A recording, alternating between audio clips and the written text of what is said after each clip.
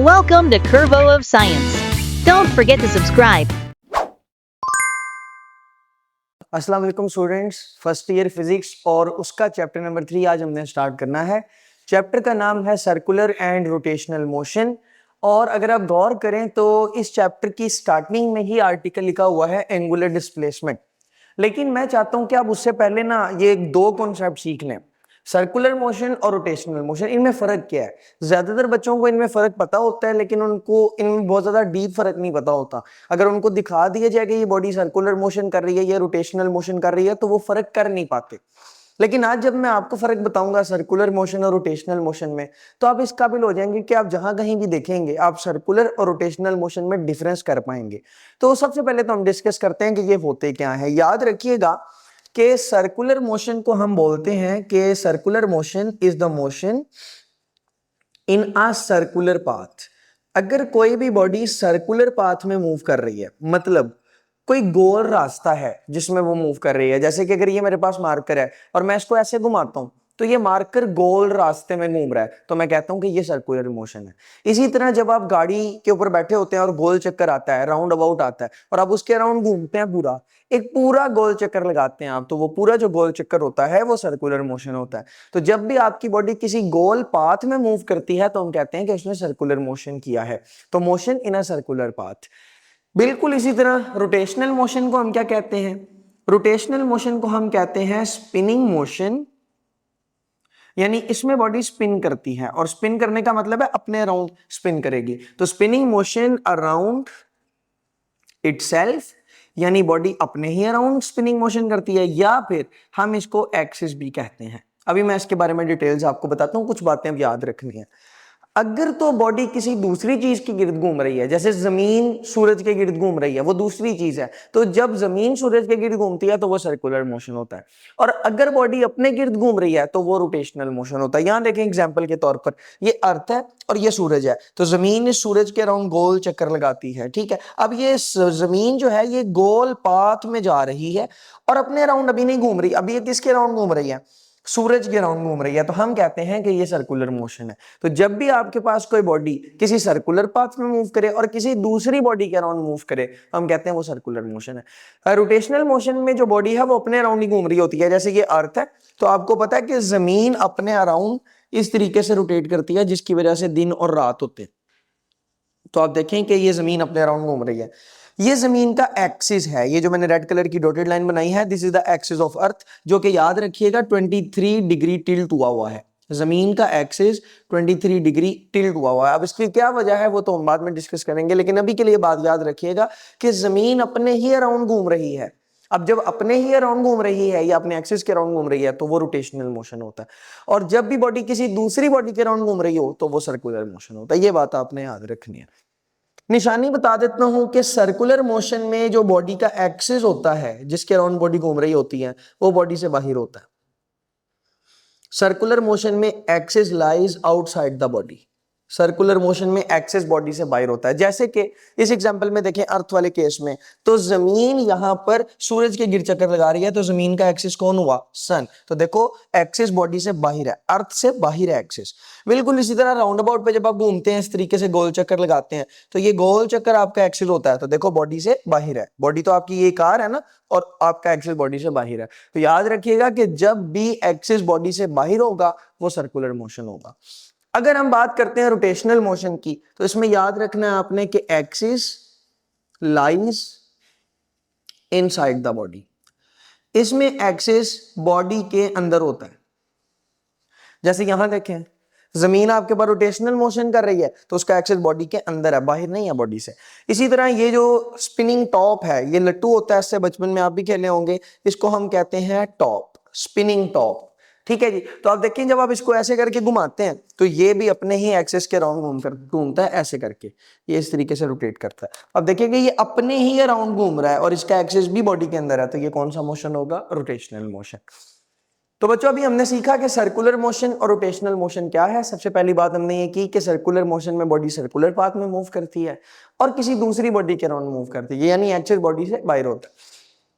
Rotational motion में दूसरी तरफ हमने बात ये की कि इसमें बॉडी अपने ही अराउंड घूम रही होती है, लेकिन उसका एक्सिस होता है वो बॉडी के अंदर होता है। तो जैसे कि ये मार्कर है और अगर मैं इसको ऐसे घुमाता हूँ या ऐसे घुमाता हूँ कुछ ऐसे, तो ये कौन सा मोशन होगा? Circular motion. लेकिन अगर मैं इसको ऐसे घुमाता हूँ, अभी देखें ये अपने ही अराउंड घूम रहा है, तो ये हमारे पास कौन सा मोशन होता है? रोटेशनल मोशन होता है। ये फर्क आपने याद रखना है। तो यहाँ पर हमने डिटेल में देखा कि सर्कुलर और रोटेशनल मोशन में डिफरेंस क्या है। अब हम आगे आ जाते हैं और देखते हैं कि एंगुलर डिस्प्लेसमेंट क्या है। बच्चे बात गौर से सुननी है आपने। इससे पहले हम लीनियर डिस्प्लेसमेंट पढ़ चुके हैं, 9th क्लास में भी पढ़ा है, और इस दफा तो सिलेबस में नहीं है लेकिन थोड़ा बहुत आपने डिस्कस जरूर किया होगा। लेट्स से कि मैं बॉडी बी पर खड़ा हूं, पॉइंट बी पर, और पॉइंट बी से पॉइंट ए पर आना चाहता हूं। तो पॉइंट बी से पॉइंट ए पर आने का एक तरीकाकार तो यह है कि मैं सीधा आ जाऊं, यहां बी से निकलूं और सीधा कहां पर आ जाऊं? ए पर। याद रखिएगा ऐसे केस में जो डिस्प्लेसमेंट होता है उसको हम कहते हैं लीनियर डिस्प्लेसमेंट, क्योंकि बॉडी ने सीधा रास्ता कवर किया ना, तो ये होता है लीनियर डिस्प्लेसमेंट। और लीनियर डिस्प्लेसमेंट को हम मीटर्स में कवर करते हैं। जैसे फॉर एग्जांपल मैं कहता हूं बॉडी बी से बॉडी ए तक आने में आपको 2 मीटर का फासला तय करना पड़ा, तो ये जो 2 मीटर है ये लीनियर डिस्प्लेसमेंट है। लेकिन अगर मजबूरन आपको ऐसे मूव करके आना पड़े, ऐसे, तो क्या अभी भी आप फासला मीटर्स में नाप सकते हैं? उसका जवाब है नहीं, क्योंकि हमारे पास कोई भी सर्कुलर स्केल होता ही नहीं है। मीटर्स तो हमेशा सीधे रास्ते के लिए होते हैं ना, कर्व रास्ते में तो मीटर नहीं फॉलो किए जा सकते, क्योंकि जो स्केल होता है हमारे पास वो सीधा नहीं होता, वो कर्व होता है। मीटर्स मालूम किए जा सकते हैं लेकिन फार्मूले से, वो भी हम पढ़ते हैं, लेकिन ये डायरेक्टली हम नहीं कर सकते कर्व रास्ते में मीटर्स। तो इसका बेहतर तरीका क्या है? इसका बेहतर तरीका है कि हम सेंटर से इसका एंगल में मालूम कर लें। बॉडी पहले पॉइंट बी पर खड़ी थी, मैं कहूंगा कि 0 डिग्री एंगल पे खड़ी हुई है, क्योंकि ये सेंटर है ना, 0 डिग्री का एंगल है। अभी इसके बारे में आगे भी डिटेल में बात करते हैं। जब बॉडी इस पॉइंट पर आ जाएगी तो मैं कहूंगा कि कितने डिग्री का एंगल हो गया? 90 डिग्री का। ये देखो ना, यहाँ से कितने डिग्री का एंगल बनता है? 90। और जब यहाँ आएगी तो मैं कहूंगा कितने डिग्री का एंगल है? 180 डिग्री।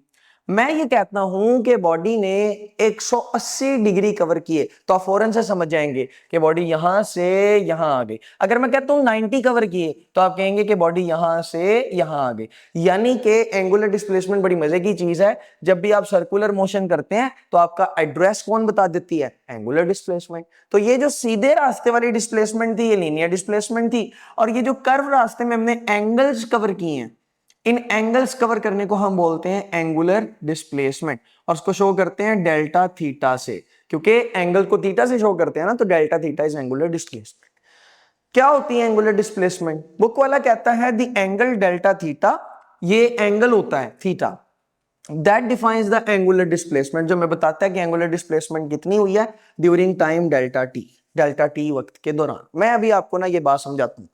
लेट्स से कि ये बॉडी आपके पास इस जगह पर खड़ी हुई है, मैं इस पॉइंट को कह देता हूं P1। ये बॉडी सर्कुलर मोशन स्टार्ट करती है और सर्कुलर मोशन स्टार्ट करके इस पॉइंट के ऊपर आ जाती है। आप अगर गौर करें तो बॉडी ने कुछ एंगल कवर किया। मैं एंगल यहां पर बना सकता हूं, ये देखें, ये वाला एंगल बॉडी ने कवर किया। इस एंगल को मैं डेल्टा थीटा बोल देता हूं, और मैं कहूंगा कि यही एंगल मेरी बॉडी का एंगुलर डिस्प्लेसमेंट है, क्योंकि ये एंगल मुझे बताएगा कि बॉडी ने मूव कितना किया है। जिस तरह मुझे ये मीटर्स बताते हैं ना कि बॉडी कितनी दूर गई है, जैसे मैं आपको कहता हूं कि 4 मीटर दूर गई है और एक गाड़ी 10 मीटर दूर गई है, तो आप कहेंगे 10 मीटर वाली ज्यादा दूर गई है।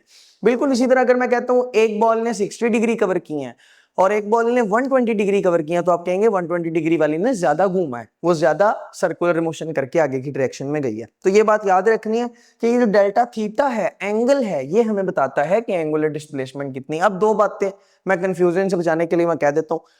पहली बात, आपकी बॉडी ने सर्कुलर मोशन करते हुए कितने एंगल्स कवर किए हैं, वो एंगल्स ही क्या होते हैं? Angular displacement. और एंगुलर डिस्प्लेसमेंट आपको क्या बताता है कि बॉडी ने कितना ज्यादा सर्कुलर मोशन किया है।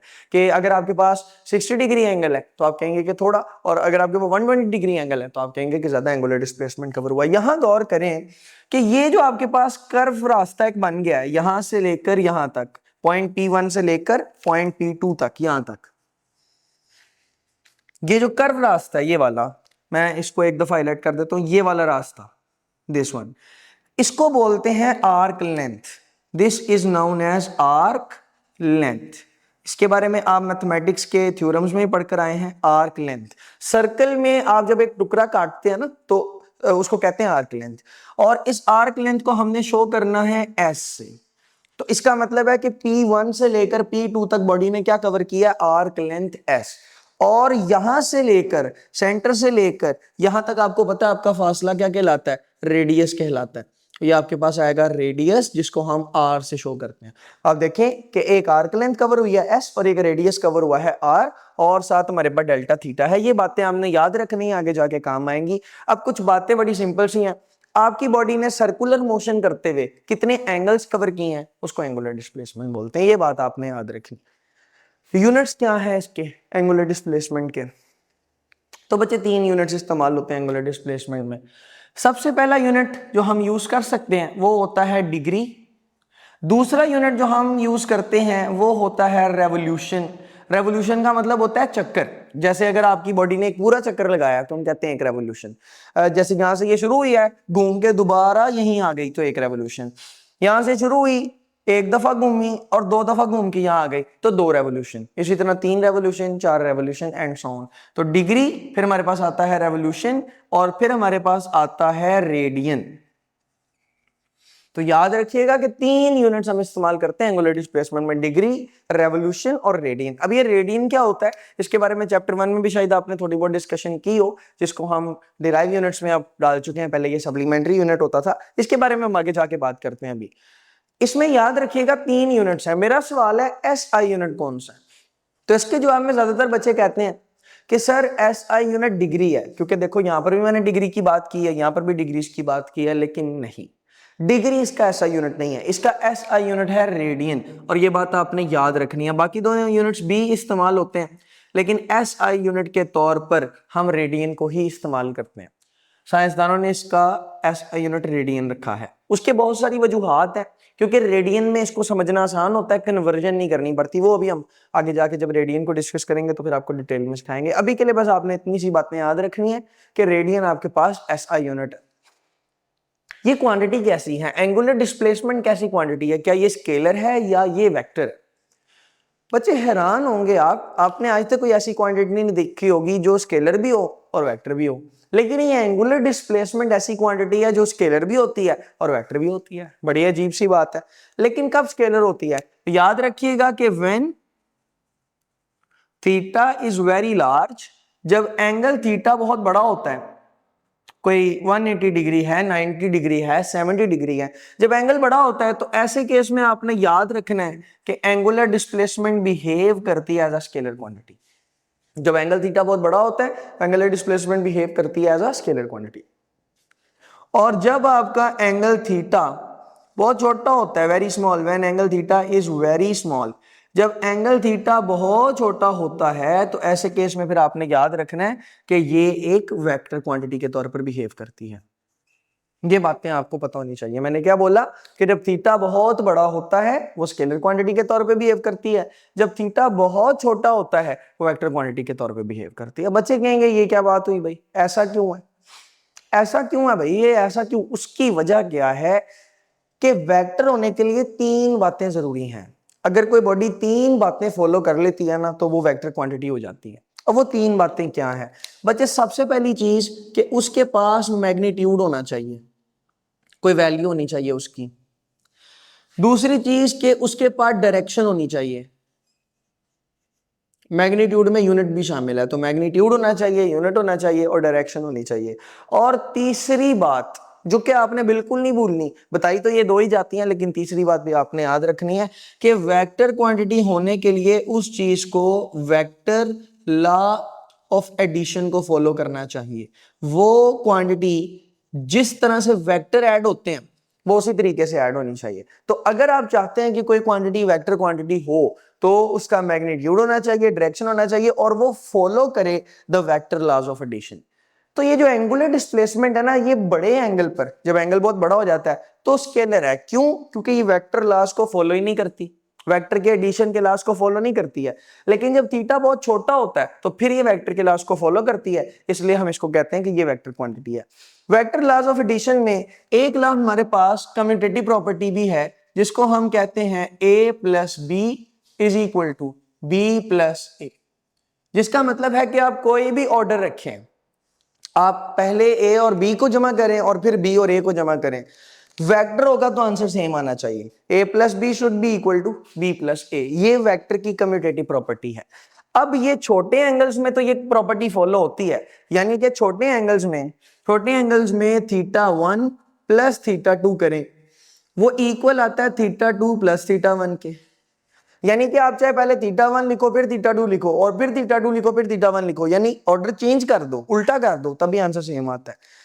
लेकिन जब बहुत बड़ा एंगल आ जाता है तो θ1 प्लस θ2 का आंसर बराबर नहीं आता θ2 प्लस θ1 के। ये तो यहां पर बड़े एंगल पर ये स्केलर के तौर पर बिहेव करता है, छोटे एंगल पर ये वेक्टर के तौर पर बिहेव करता है। यहां पर एक और बात आपने याद रखनी है कि बड़ा एंगल कितना होना चाहिए, तो नॉर्मली 10 डिग्री से जब आपका एंगल बड़ा हो जाता है ना, तो तब ये मसला आने लग जाता है। 10 डिग्री से छोटा होगा तो वो वेक्टर ही बिहेव करेगा, और जब 10 डिग्री से बड़ा हो जाएगा तो फिर वो स्केलर बिहेव करने लग जाता है। ये बातें आपने याद रखनी है। आई होप सो कि यहां तक आपको एंगुलर डिस्प्लेसमेंट समझ आई होगी। अब हम बात करते हैं एंगुलर डिस्प्लेसमेंट की डायरेक्शन के बारे में। एंगुलर डिस्प्लेसमेंट की डायरेक्शन हमने कैसे मालूम करनी है, क्योंकि वेक्टर क्वांटिटी है ना, अभी हम छोटे एंगल के लिए वेक्टर मान के चलेंगे, अभी हम आगे तक इस चैप्टर में और चैप्टर के बाद भी इसको वेक्टर ही मानेंगे। हम ऐसा अज्यूम कर लेंगे कि मोशन बहुत छोटे एंगल के लिए हो रहा है, तो जब कभी भी हम प्रॉब्लम्स वगैरह सॉल्व करते हैं या जब तक मेंशन ना किया जाए कि इसको स्केलर मान के चलो, हमने वेक्टर ही मान के चलना है। तो वेक्टर है तो डायरेक्शन भी होगी। याद रखिएगा, मैं दो बातें आपको बताऊंगा डायरेक्शन में। सबसे पहली बात आपने ये याद रखनी है कि वेक्टर हम फाइंड करते हैं by right hand grip rule. अगर आपने इसकी डायरेक्शन मालूम करनी है तो इसकी डायरेक्शन मालूम करने का तरीका कार क्या है, right hand grip rule. Right hand grip rule इसका तरीका, अभी मैं बता देता हूं तरीका। दूसरी बात जो आपने याद रखनी है कि ये हमेशा अलोंग एक्सिस ही होगी। ये जैसे ये आपको लाइन नजर आ रही है ना, ये लाइन एक्सिस है हमारा, दिस इज द एक्सिस। तो एंगुलर डिस्प्लेसमेंट हमेशा एक्सिस के अलोंग होती है। तो ये पूरी लाइन हमारे पास एक्सिस है, तो ये हमेशा एक्सिस के अलोंग होती है। पहले तो हम राइट हैंड ग्रिप रूल से इसकी डायरेक्शन मालूम करना सीखते हैं। बच्चे, राइट हैंड ग्रिप रूल में आपने मजदूर का हाथ लेना है, यानी कि सीधा हाथ। ये सीधा हाथ है हमारे पास।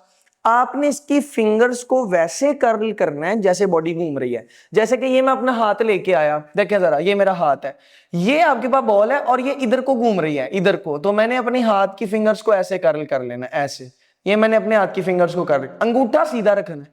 तो हाथ की फिंगर्स को कर्ल कर लिया, अंगूठा मैंने सीधा रख लिया। तो मुझे बताएं अंगूठा कहां को जा रहा है, ऊपर को। अगर आप उस डायग्राम में फिर देखना चाहें तो बॉल ऐसे घूम रही है, ऐसे। तो आप देखें थंब कहां को जा रहा है, ऊपर को। इसका मतलब है कि इस केस में जो एंगुलर डिस्प्लेसमेंट है वो मेरे पास कहां को होगी, ऊपर को। तो यहां पर अगर मैं एंगुलर डिस्प्लेसमेंट का वेक्टर बनाऊं तो वो ऊपर को होगा।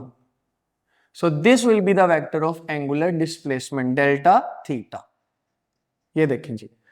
तो एंगुलर डिस्प्लेसमेंट, पहली बात मैंने भी बता दिया ना, अलोंग एक्सिस है। किसके अलोंग है, एक्सिस के अलोंग है। तो ये एक्सिस के अलोंग होती है हमेशा। मैं ना आपको ये बात इसलिए बता रहा हूं ताकि आपको एक बड़ा मजे का कॉन्सेप्ट बता सकूं। जब भी कोई वेक्टर एक्सिस के अलोंग होता है ना, उस वेक्टर को कहते हैं एक्सियल वेक्टर। ये याद रख लीजिएगा, एंट्री टेस्ट में हमेशा ये पूछा जाता है कि आपके पास जो भी वेक्टर एक्सिस के लॉन्ग होता है वो उसको कहते हैं एक्सियल वेक्टर। तो ये मेरे पास एक्सिस के लॉन्ग है तो ये एक्सियल वेक्टर है, यानी कि एंगुलर डिस्प्लेसमेंट एक वेक्टर है और कौन सा वेक्टर है, एक्सियल वेक्टर है। तो याद रखिएगा हमेशा एक्सिस के लॉन्ग। बिल्कुल इसी तरह अगर आप ये वाली इस वाली बॉल को देखें, ये भी आपके पास एंगुलर डिस्प्लेसमेंट कवर कर रही है। तो फिर से हम इसकी डायरेक्शन मालूम करने के लिए कौन सा यूज करेंगे, राइट हैंड रूल। तो अब ये इस डायरेक्शन में घूम रही है, तो मुझे अपनी फिंगर्स को ऐसे कर्ल करना पड़ेगा, क्योंकि ये उधर को जा रही है ना, ये देखें ये ऐसे जा रही है ऐसे। तो मुझे अपनी फिंगर्स को ऐसे कर्ल करना पड़ेगा। जब मैं फिंगर्स को ऐसे कर्ल करता हूं तो आप देखें मेरा हाथ कहां को पुश करता है, नीचे को, अंगूठा नीचे को फेस करता है। इसका मतलब है कि इसका जो एंगुलर डिस्प्लेसमेंट है वो किस डायरेक्शन में होने वाला है, वो नीचे वाली डायरेक्शन में होने वाला है। देखें जी, इसका डेल्टा थीटा कहां को है, नीचे को। तो याद रखिएगा कि एंगुलर डिस्प्लेसमेंट हमेशा एक्सिस के अलोंग होगा और हमेशा उसकी डायरेक्शन किससे पता चलेगी, राइट हैंड ग्रिप रूल से। यहां पर एक और बात भी याद रखें, ये आपका जो ऑब्जेक्ट है ये ऐसे घूम रहा है, घड़ी से उल्टा। तो आपको पता है घड़ी से उल्टा जब ऑब्जेक्ट घूमता है उसको क्या बोलते हैं, उसको बोलते हैं एंटी क्लॉकवाइज। तो ये मेरे पास एंटी क्लॉकवाइज रोटेशन हो रही है, जबकि यहां देखो ये ऐसे घूम रहा है बिल्कुल घड़ी के अकॉर्डिंग। ये मेरे पास है क्लॉकवाइज।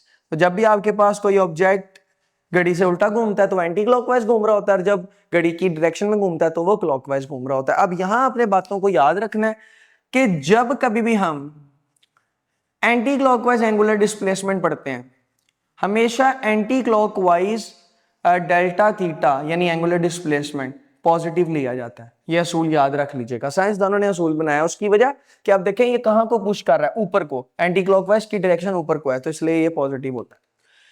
इसी तरह हमने क्लॉकवाइज डेल्टा थीटा अगर ले लिया, यानी कि क्लॉकवाइज एंगुलर डिस्प्लेसमेंट हमारे पास अगर आ गई, तो क्लॉकवाइज एंगुलर डिस्प्लेसमेंट हमेशा नेगेटिव ली जाती है। ये साइंसदानों ने कन्वेंशन बनाई है, असूल बनाया है, आपने इसको एज इट इज याद रखना है कि एंटी क्लॉकवाइज डिस्प्लेसमेंट हमेशा, एंटी क्लॉकवाइज एंगुलर डिस्प्लेसमेंट हमेशा पॉजिटिव होती है और क्लॉकवाइज एंगुलर डिस्प्लेसमेंट हमेशा नेगेटिव होती है। एमसीक्यूज में ये बात पूछी जा सकती है।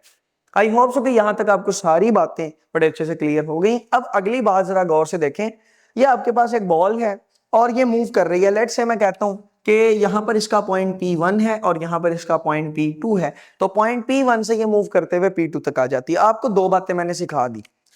पहली बात, यहां से यहां तक का फासला रेडियस होता है, ये मैंने आपको बात सिखाई। और दूसरी बात कि ये जो आर्क है इसकी लेंथ को कहते हैं आर्क लेंथ, जिसको S से शो करते हैं। ठीक है जी, ये दो बातें मैंने आपको यहां सिखा दी थी कि ये आपके पास फासला आर्क लेंथ होता है और ये वाला फासला रेडियस होता है। यहां पर हम थीटा का फार्मूला निकालें अगर, तो याद रखिएगा कि थीटा का फार्मूला क्या आता है। थीटा है क्या, पहली बात तो ये बताएं ना मुझे।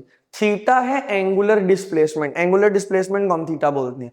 याद रखिएगा कि थीटा का फार्मूला हमारे पास होता है आर्क लेंथ, यानी आपकी बॉडी ने मूव करते हुए जो सर्कल पे आर्क काटी है, आर्क लेंथ, उसको हमने डिवाइड करना होता है बच्चे रेडियस के साथ। तो अगर आप आर्क लेंथ को रेडियस के साथ डिवाइड कर दें तो थीटा आ जाता है। यानी ये फार्मूला भी आ गया एंगुलर डिस्प्लेसमेंट का। एंगुलर डिस्प्लेसमेंट का फार्मूला है arc length over radius. Arc length क्या होती है बच्चे? आर्क लेंथ होती है S और रेडियस होता है R। तो आप देखें थीटा का फार्मूला क्या आ गया, S ओवर R, यानी कि arc length over radius. Theta is equal to S over R। This is the formula of angular displacement. अभी इस फार्मूले में बहुत सारी बातें हम करेंगे, सीखेंगे, जानेंगे, लेकिन अगले हिस्से में व्हाइट बोर्ड को इरेज करके। जी स्टूडेंट्स, अभी हमने बात की कि जो थीटा है यानी कि एंगुलर डिस्प्लेसमेंट, उसका फार्मूला है S ओवर R, यानी कि arc length divide by radius. यहां पर हम उस फार्मूले को डिटेल में अब जानने की कोशिश करेंगे। ये आपकी बॉडी है जो कि पॉइंट P1 के ऊपर खड़ी हुई है और ये आपकी बॉडी है जो कि पॉइंट P2 के ऊपर खड़ी हुई है। ये बात आपने याद रखनी है। यहां से अगर आप फॉरवर्ड चलते हैं, ये P1 है, ये P2 है, ये आर्क लेंथ है S, ये हम बात कर चुके हैं, this is the arc length, और हम बात कर चुके हैं कि दिस इज द रेडियस। तो आर्क लेंथ क्या है, रेडियस क्या है, इसके बारे में हम बात को जानते हैं। थीटा का फार्मूला हमने निकाला S ओवर R। अगर आपकी बॉडी एक सर्कल पूरा करती है, जैसे फॉर एग्जांपल आपकी बॉडी यहां से शुरू होती है और घूमकर एक चक्कर पूरा कर लेती है, एक पूरा सर्कल कंप्लीट होता है, तो याद रखिएगा कि उस केस में जो कवर करदा डिस्टेंस है यानी कि आर्क लेंथ, वो सरकमफेरेंस के बराबर होती है, क्योंकि आपकी बॉडी यहां से शुरू हुई, पूरा सर्कल घूमकर वापस आ गई, तो जो डिस्टेंस है या आर्क लेंथ है वो सरकमफेरेंस के इक्वल है। और आपको पता है कि सरकमफेरेंस का फार्मूला होता है 2 पाई r। किसी भी सर्कल के सरकमफेरेंस का फार्मूला क्या होता है, 2 पाई r। तो यहां पर जब मैं यही वाला फार्मूला फर्दर सॉल्व करूंगा कि theta is equal to S over R, तो आप जानते हैं कि S हमारा आएगा 2 पाई r, जबकि डिवाइड में हमारे पास आएगा R। तो थीटा किसके इक्वल आ गया, 2 पाई r ओवर R।